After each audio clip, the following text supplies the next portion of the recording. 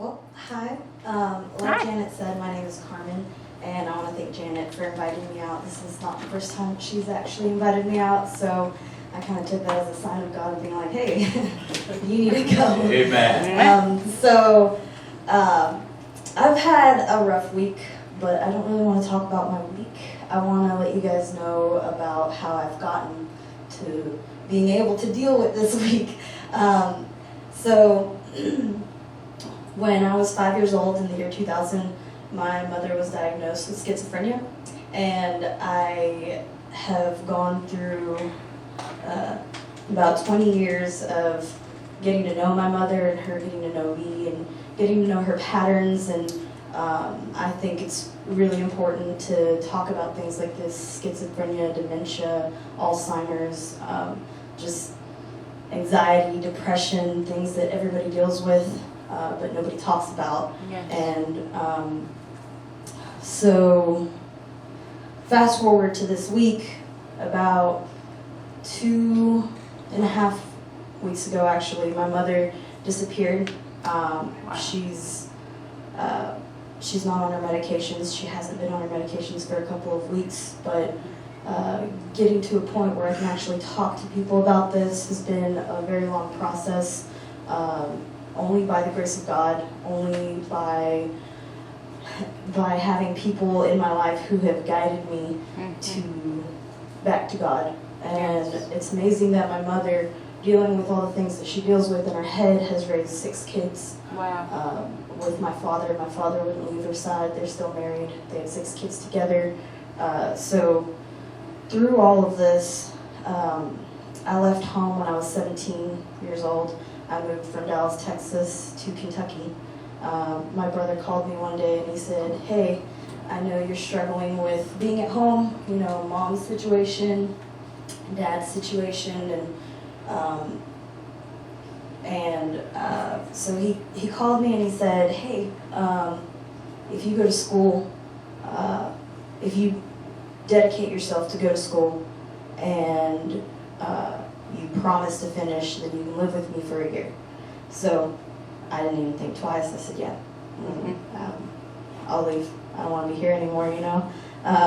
So age 17, I graduated 2 years earlier than kids my age because I knew that my parents couldn't afford to take me to college. They couldn't afford to pay for it, and I didn't know how I was going to do that, so I took 2 years out of high school and took 2 years of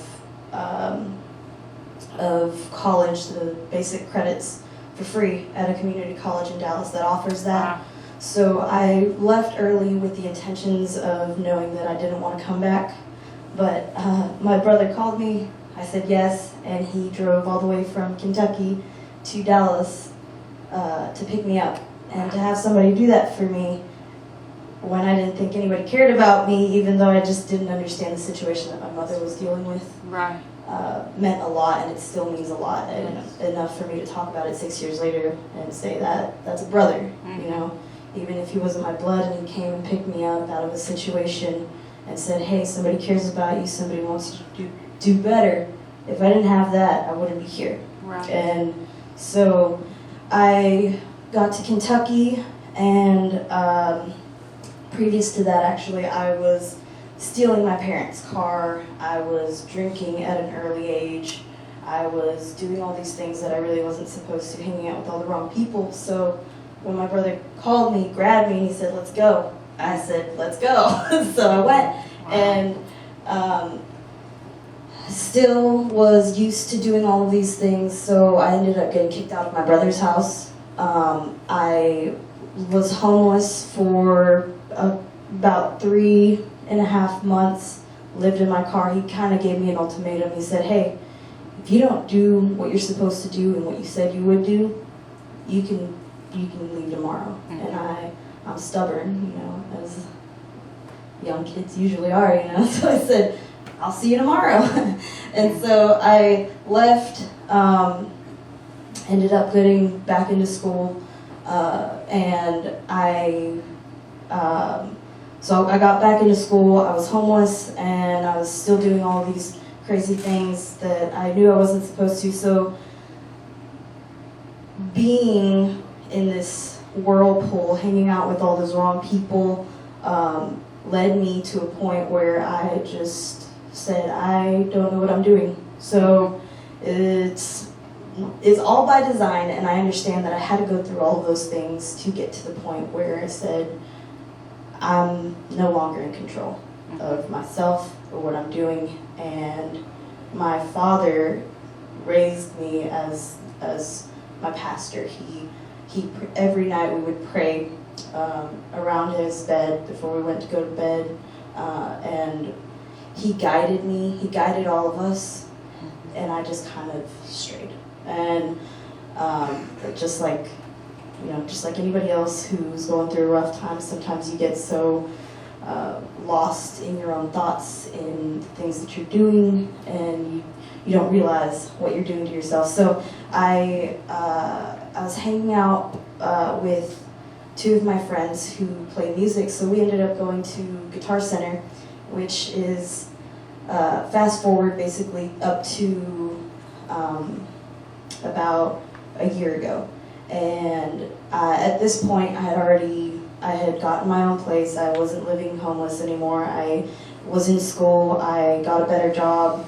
I fast forward to living in Nicholasville. I ended up in Guitar Center, which is where I met my friend Dylan, who plays guitar for this church. And before then, I had just moved to Nicholasville, and I was looking for somewhere to go, some youth group to grow with, and I was going to a church down the road, and we end up at Guitar Center, and he starts talking about his, like, what each guitar is special for, and he says, I play this one in church, and I said, you play in church, or is this like your church, like, you know, like, like rock and roll church? And I was like, so I kind of laughed, and he said, no, I play in church. This is my guitar for church.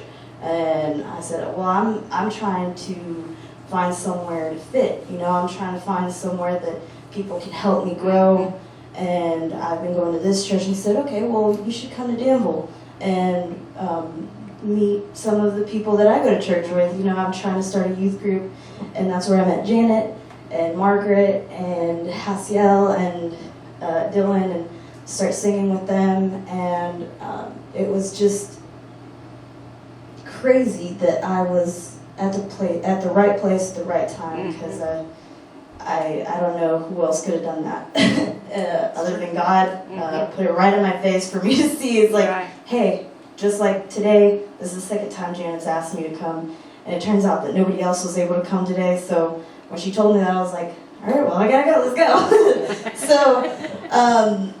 So for the past couple of weeks, I've been searching for my mom, and it's been sign after sign after sign of, so when we went to, we found her in Ohio. I've been opening up mail.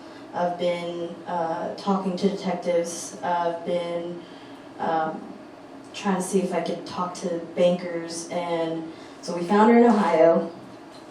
And so I've been in Ohio for the past 3 days. And so I searched for her at her bank. I searched for her at the motel she was staying at. She's really good at, you know, seeming as though she is coherent to other people that don't really know her, but I know her cycles and the way that things just kind of spiral out for her after she's not taking her medication for a while. And so she's a creature of habit, so I just kind of started going to places that I figured she'd be at. And my brother, Josh and Bailey, his wife, drove all the way from Dallas, Texas to meet me in Ohio. Wow. And I think that's when I realized what people mean when they say, when you love somebody, you go the distance.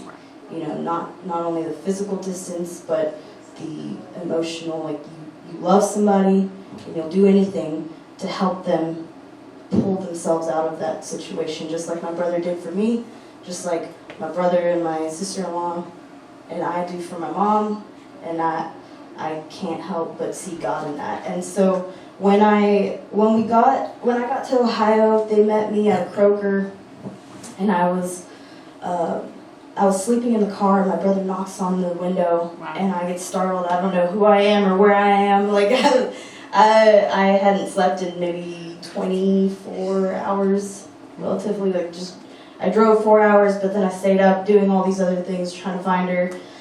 And I finally get to this Kroger, fall asleep. My brother knocks on the window, and I get out, and he's like, "Well, hey, drunkie," because I just got out, and I was like, "Oh, where am I?" So he and my sister-in-law just want to sit down and figure out what our next step is. So my sister-in-law says, "Let's go to that McDonald's."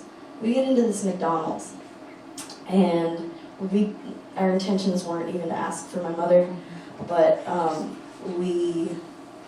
my brother says, maybe I should ask somebody, like, if they've seen her. So he pulls up her picture on the Golden Alert. You guys may have seen it. It's in Lexington. He pulls up her picture, and he talks to the lady up front. And the look on her face, she was like, "Oh my God." She's like, "You need to talk to somebody." And so she takes him to this table with not only the manager of the store, but also the owner of the McDonald's, who owns, mind you, several other McDonald's around the area, not just this one. He just happened to be here. So he starts talking to them, and turns out my mother had been there every day that week. Wow. And she was going to be there at 4 o'clock. And there's no amount of denial that I could even harbor to think that wasn't God to put us in the right place at the right time with the right people. Right. And so she was going to be there at 4 o'clock. So me, my brother, and my sister-in-law at this point have an hour before it. And it's crazy because it's 14 hours to get from Texas to Kentucky and then to Ohio. So if they had left maybe 2 hours later, if my sister-in-law hadn't gotten out of work as early as she could have, there's no way that any of this would have lined up. And so in the right place, at the right time, with the right people, that's God. Yes. That's not me. All of the amount of work that I could have done to search for my mother after 2.5 weeks of looking for her, knowing her cycles. And at this point, by the time we're done talking to her, from the moment we found her to the moment we were done talking to her, it had been 6.5 hours. It was me and my brother. My brother went in and talked to her first, then I went in and talked to her, and then we went and talked to her together, and there was no amount of convincing that we could do to get her to come back with us. Wow. But for me to be able to talk to my mother after knowing the cycles that she goes through and knowing how bad that things get in her head, I know that she can hold a job, I know that she can talk to other people, and I know that she wants to be friends with anybody she comes into contact with, to distract herself from her mind just like anybody else, So for me to be able to come back to Kentucky and be crying in the car seat thinking, what are you teaching me? What are you teaching me, and what are you going to teach her? I don't know what the big plan is, but, just being open and being able to talk to people about situations like this. Hopefully somebody else is dealing with something as hard as that and hears me today and says, you know what? Something is happening here. It's not me. It's God. All things by design, and just trust and be still for a second.